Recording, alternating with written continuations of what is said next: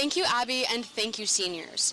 As we prepare for graduation and remember the loss of our friends and classmates who can't celebrate alongside us, city leaders and those who were impacted by the loss are pushing for a safer PCH.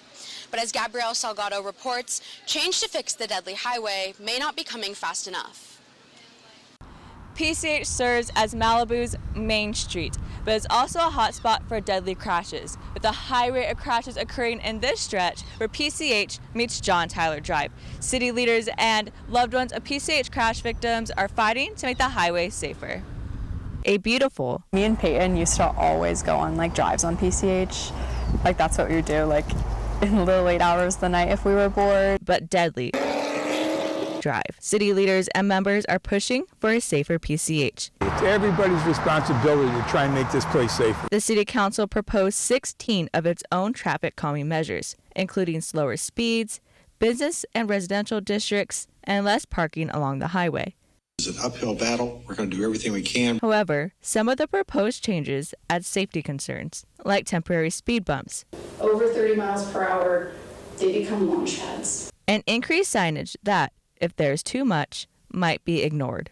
Bridget Thompson, who lost 4 sorority sisters in a deadly PCH crash last October, says she used to love driving on PCH.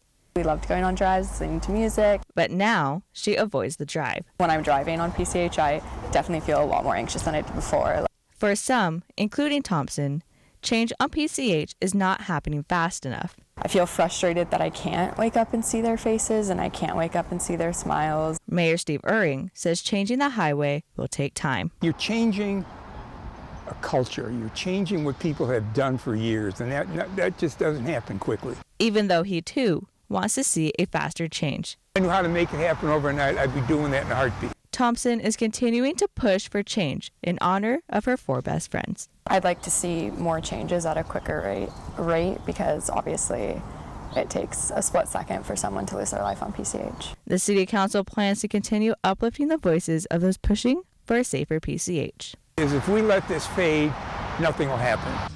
City leaders are also working with government officials to create a safer PCH. The council proposed changes to the state vehicle code, including drivers losing their license for excessive speeds. Back to you on main campus. Thank you, Gabrielle, for that report. It's important, but a sobering update as well.